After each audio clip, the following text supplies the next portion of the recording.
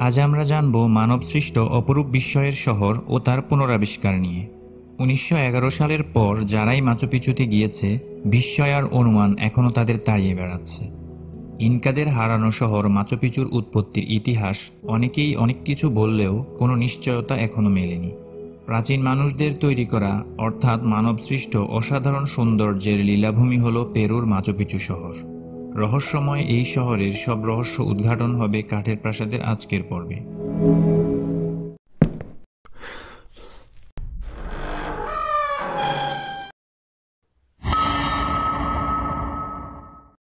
দক্ষিণ আমেরিকায় অবস্থিত পেরুর একটি প্রধান নগরী মাচু পিচু, যেখানে নেই কোনো মানুষের বসবাস। ইনকাদের এই শহর নিয়ে গবেষকরা অনেক রকম গবেষণা করেছেন। তাদের কেউ এই শহরকে ধর্মীয় পবিত্র স্থান বলেছেন, আবার কেউ বলেছেন ইনকা রাজাদের নির্মিত জেলখানা, যেখানে রাখা হতো ভয়ঙ্কর সব অপরাধীদের। আবার অনেকে মনে করত এটি ইনকালিয়াত্তা বা এমন একটি উপনিবেশ যা বিজিত অঞ্চলসমূহের অর্থনীতি নিয়ন্ত্রণে ব্যবহার করা হতো। আমেরিকান আর্কিওলজিস্ট জন রো এবং অ্যানথ্রোপোলজিস্ট রিচার্ড বার্গারের মতে এটা ছিল তৎকালীন ইনকা রাজা পাচাকুতিকের অবকাশ যাপন কেন্দ্র, এবং বেশিরভাগ পুরাতত্ত্ববিদই তাদের এই মতবাদকে সমর্থন করেন। আনুমানিক 1450 সালের দিকে ইনকা শাসন আমলে বেশ প্রাচীন এই শহরের সৃষ্টি হয়, এমনকি কলম্বাসের আমেরিকা আবিষ্কারেরও আগের শহর এই মাচু পিচু। সমুদ্রপৃষ্ঠ থেকে 2400 মিটার বা 7875 মিটার উপরে পেরুর উরুবাম্বা নামক উপত্যকার একটি পর্বত চূড়ায় অবস্থিত এই শহরটি। এই শহরের স্প্যানিশ উচ্চারণ মাচু পিচু হলেও অনেকে একে মাচু পিকচু উচ্চারণ করে, যার অর্থ হলো পুরনো চূড়া। 1533 সালে স্প্যানিশরা ইনকা সভ্যতার পতন ঘটিয়ে পুরো পেরু দখল ও শাসন করলেও আশ্চর্যজনকভাবে এই শহরের সন্ধান তারা কোনোভাবেই পায়নি। 16শো শতাব্দীতে স্প্যানিশরা ইনকা সভ্যতা আক্রমণ করলে কাকতালীয়ভাবে এই শহরটি জনমানব শূন্য হয়ে পড়ে। স্পেনীয়রা কখনোই এই শহরের অস্তিত্ব সম্পর্কে অবগত ছিল না। প্রায় 400 বছর ধ্বংস হয়ে যাওয়া শহরটি লুকিয়েছিল বাইরের পৃথিবীর মানুষের কাছ থেকে। মার্কিন আর্কিওলজিস্ট বা পুরাতত্ত্ববিদ হিরাম বিংহাম 1911 সালে মাচু পিচুর প্রতি সবার মনোযোগ আকর্ষণ করেন। বর্তমানে পর্যটকদের কাছে এটি আকর্ষণীয় ও দর্শনীয় একটি স্থান, এমনকি অতিরিক্ত পর্যটক সমাগমের ফলে এই প্রাচীন শহরের অস্তিত্ব নিয়ে সংশয় প্রকাশ করেছেন অনেকেই।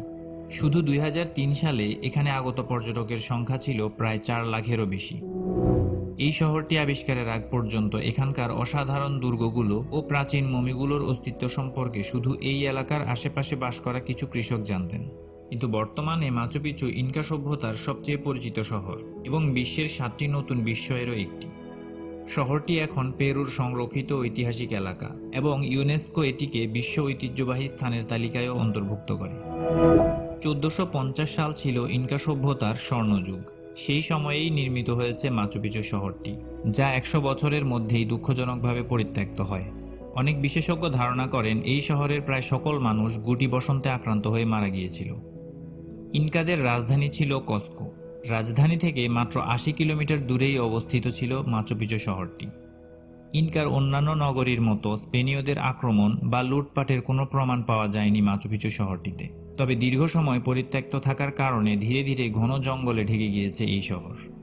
মার্কিন ঐতিহাসিক এবং ইয়েল বিশ্ববিদ্যালয়ের অধ্যাপক হিরাম বিংহাম 24 জুলাই 1911 সালে আবিষ্কার করেছিলেন ইনকাদের বিখ্যাত এই শহরটি।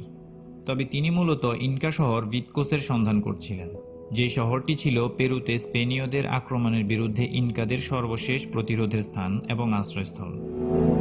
মাচু পিচুতে ইনকাদের নির্মিত স্থাপনাগুলোতে বসবাস করত কেচুয়া সম্প্রদায়ের মানুষরা। তারাই মূলত হিরাম বিংহামকে সেখানে নিয়ে যান। কিন্তু হিরাম বিংহাম কখনোই সেই স্থানীয়দের উল্লেখ কোথাও করেননি, এমনকি এই শহর আবিষ্কারে তাদের কোনো রকম কৃতিত্বও তিনি দেননি। তাছাড়া তিনি এখান থেকে প্রাচীন অনেক পুরাকীর্তি নিয়ে গিয়েছিলেন, যদিও সেগুলো ফেরত দিতে 2007 সালে পেরু সরকার এবং ইয়েল বিশ্ববিদ্যালয়ের মধ্যে একটি চুক্তি স্বাক্ষরিত হয়। ফরাসি কসকো শহর গবেষিকা সিমন ওয়েসবার্ট সহ অনেকেই দাবি করেন এনরিক পাওমা, গ্যাভিনো সেনজেস এবং অগাস্টিন লিজার্গা 1901 সালের 14 জুলাই মাচু পিচুর একটি পাথরে তাদের নাম খোদাই করে আসেন। অর্থাৎ এই 3 ব্যক্তি হিরাম বিংহামের অনেক আগেই শহরটি খুঁজে পান। তবে হিরাম বিংহামই প্রথম এই শহরটি পৃথিবীর মানুষের সাথে পরিচয় করিয়ে দেন। মাত্র 300 থেকে 1000 জন সমাজের সবচেয়ে উঁচু শ্রেণী ল্যাকটাসের সদস্যদের বসবাস ছিল মাচু পিচুতে। এই অঞ্চলের আশেপাশের উপত্যকাগুলো ছিল কৃষিকাজের জন্য অত্যন্ত গুরুত্বপূর্ণ। এবং এই শহর অনেক প্রাচীন স্থাপত্যবিদ্যার স্বাক্ষর বহন করে। এই শহরের স্থাপনাগুলোর দেয়াল পাথর নির্মিত, তবে মজার বিষয় হলো পাথরগুলো একে অপরের সাথে জোড়া দেওয়ার জন্য কোনো প্রকার সিমেন্ট বা চুনসুরকির মিশ্রণ ব্যবহার করা হয়নি। এই নির্মাণ কৌশলকে বলা হয় অ্যাশলার। তাই বোঝাই যায় এখানকার মানুষ এই কৌশলে বেশ দক্ষ ছিল। অ্যাশলার পদ্ধতিতে পাথরের খণ্ড খুবই সুনিপুণভাবে কেটে খাঁজে খাঁজে বসিয়ে স্থাপনা নির্মিত করা হতো, যাতে সংযোগকারী সিমেন্টের কোনো প্রয়োজনই ছিল না। তাদের নির্মিত পাথর এতই সুনিপুণ হতো যে একটা পাতলা ছুরির ফলাও দুই পাথরের মধ্যবর্তী ফাঁক দিয়ে প্রবেশ করানো প্রায় অসম্ভব ছিল।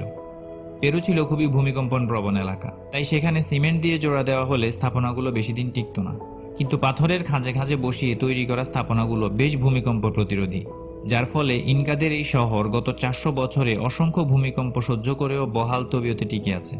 যার প্রমাণ পাওয়া যায় শহরটিতে 140টি স্থাপনার মধ্যে এখনও সবকটি টিকে আছে দেখলে।